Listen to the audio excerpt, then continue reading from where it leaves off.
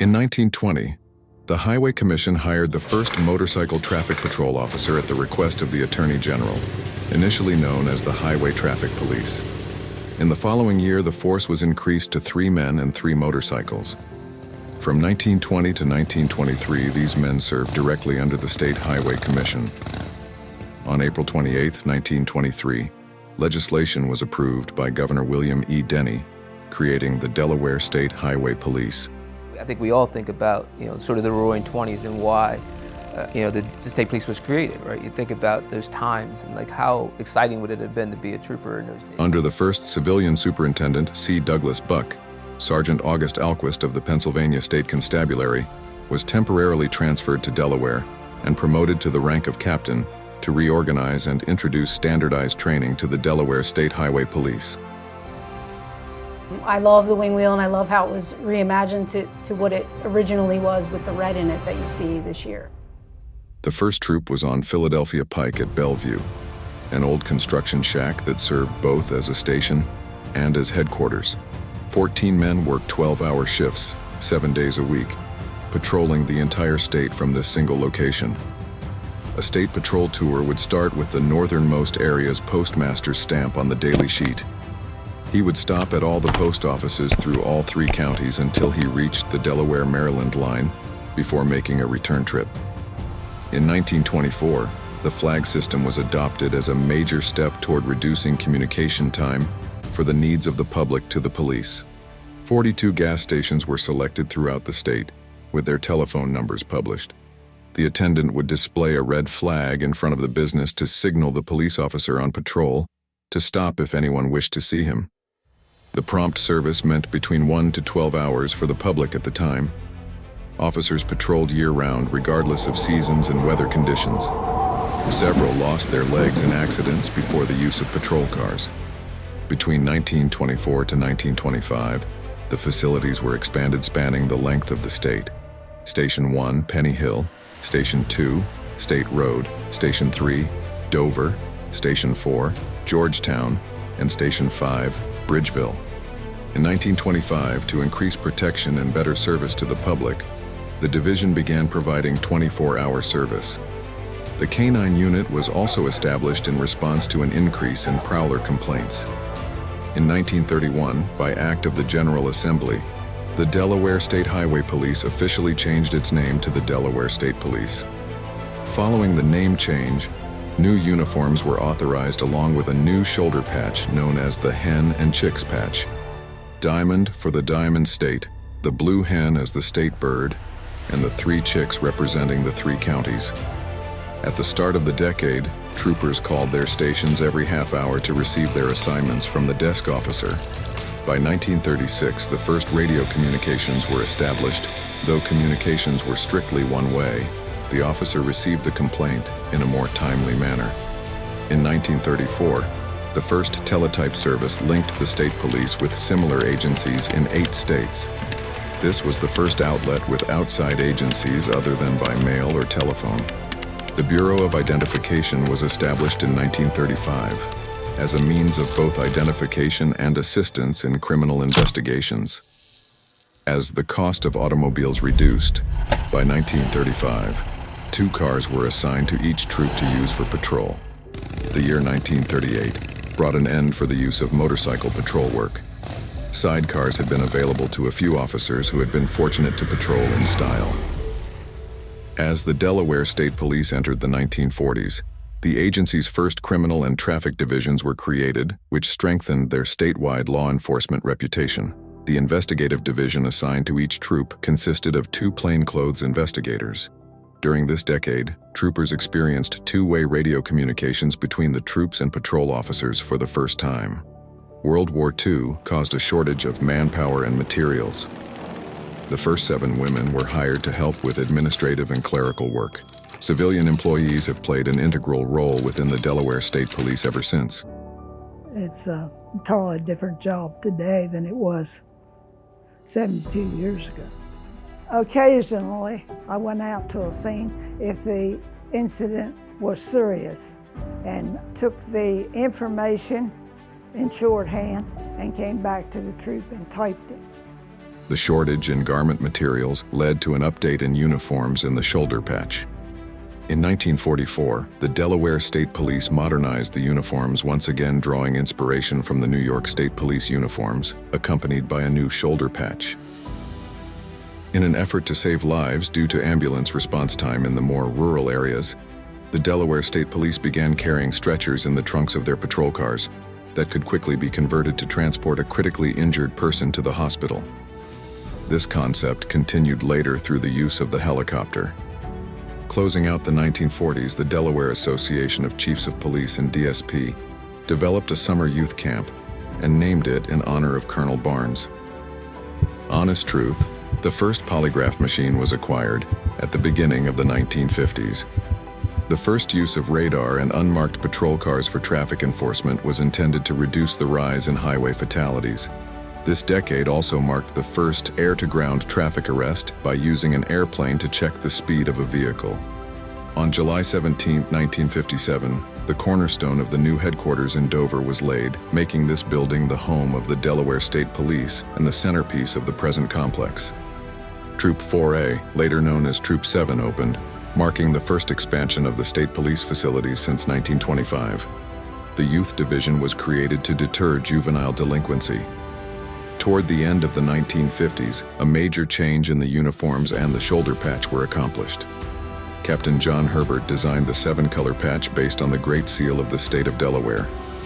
As a final note to the 1950s, the K-9 unit started in 1925 was reinstituted and has remained active ever since.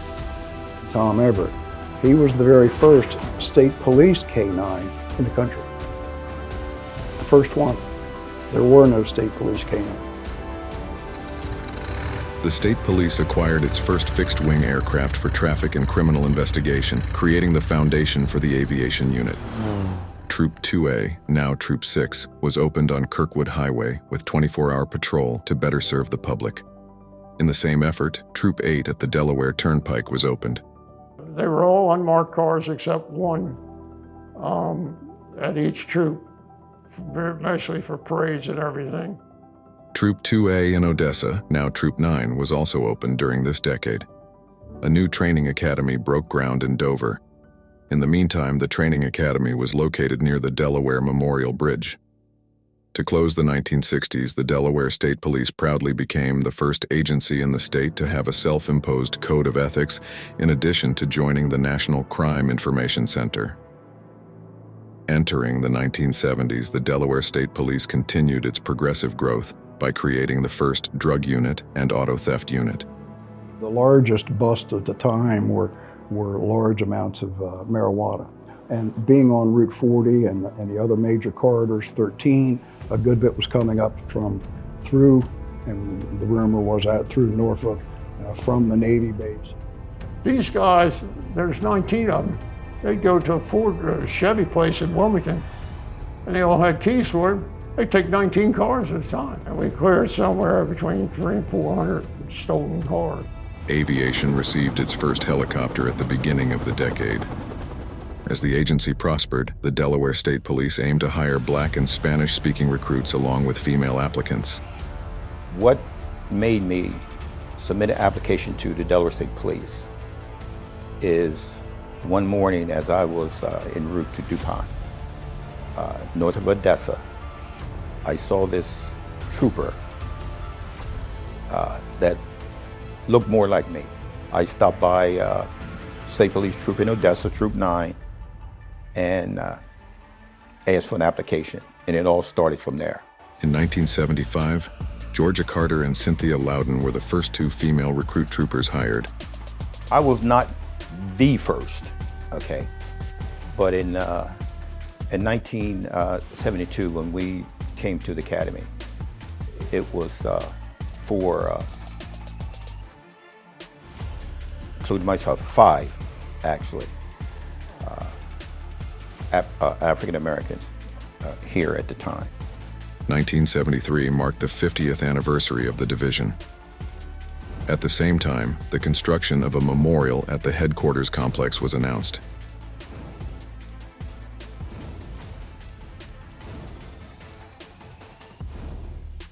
Troopers and the Retired Association totally funded that memorial. At least McDonald family actually paid for the initial memorial. Building upon the 1940s code message system, the Delaware State Police used 10 codes for the first time following the opening of RECOM. In 1975, the Special Weapons and Tactics Unit was formed with its first and only female operator assigned to the unit 20 years later. After 8 years on the Delaware Turnpike, Troop 8 was closed and consolidated with Troop 2 after its major renovations, concluding the 1970s. Delaware State Police welcomed the 1980s by winning the national competition for best uniform and dress. My favorite uniform is the one the colonel's wearing, right there, the uniform with the dark pants and the Duke.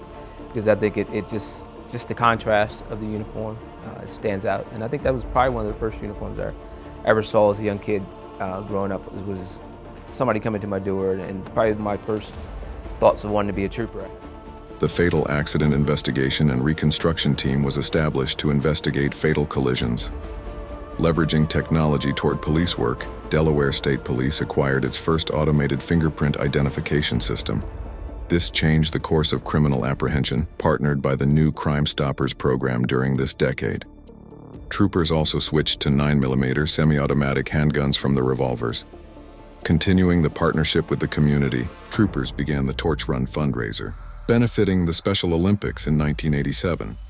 Building up on this foundation, the division created the first police-based victim services unit to provide crisis intervention, information, and referrals to crime victims, witnesses, and family who lost a loved one to a sudden death.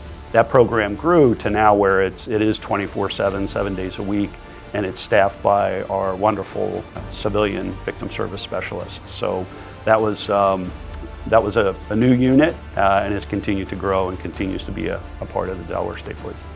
Later in the 1980s, the Homicide Unit replaced the earlier formed Serial Killer Task Force, created with Newcastle County Police, following the successful completion and prosecution of the Stephen Pennell serial killer investigation. The division proudly became the first to be accredited in the state by the Commission on Accreditation for Law Enforcement Agencies, ending the decade. The 1990s magnified the active community engagement of the Delaware State Police as a full-service police agency. Community policing and community-directed services included DARE, Impact, and school resource officers, just to name a few. The agency also celebrated the first promotion of a female trooper to the rank of lieutenant. We try to stay on the cutting edge of what our citizens in the state of Delaware needed. Now we have officers assigned to different high schools. During the 1990s, state police embraced technology advances by changing to 800 megahertz radios, allowing seamless communications between all police agencies, fire, and EMS during critical incidents. In addition, troopers received laptop computers in the patrol vehicles, enhancing their efficiency in their daily duties. Delaware State Police celebrated its 75th anniversary of service in 1998, followed by the creation of the Governor's Task Force. The State Police Museum was dedicated as an artifacts guardian and educational center. In 1999, the first female troop commander became a reality. Closing the decade, troopers trained with their recently changed SIG Arms 357 pistols for the first time at the new indoor firing range. Moving into the new century, Troop 5 and Troop 2 transferred to their new locations. During the 2000s, State Police created the High-Tech Crimes Unit to conduct computer-related technology investigations, leading to the partnership with the Delaware AG's office and federal agencies, forming the Child Predator Task Force. In this decade, the motorcycle unit was revived, proving once again of its versatility in law enforcement, in addition to gaining its first and only female assigned to the unit in 2014.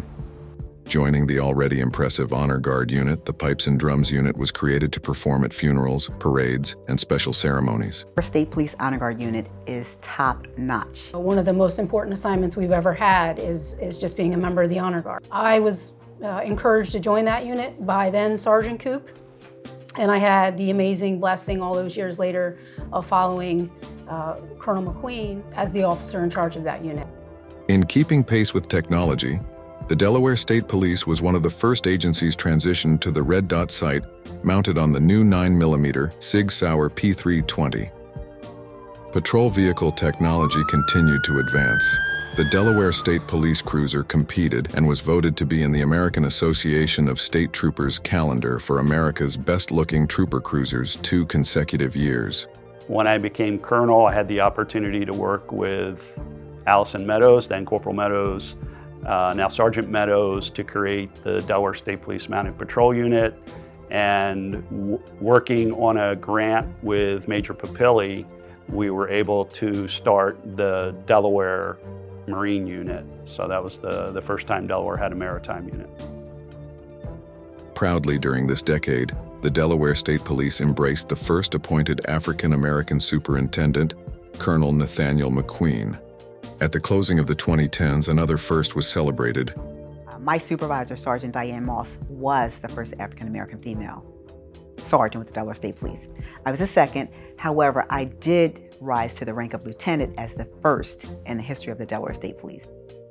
Ushering in the 2020s while maintaining the spirit of diversity, from the hiring of its first female trooper to the hiring of its first ethnic minority troopers, Colonel Melissa Zebley was appointed to be the first female Delaware State Police superintendent.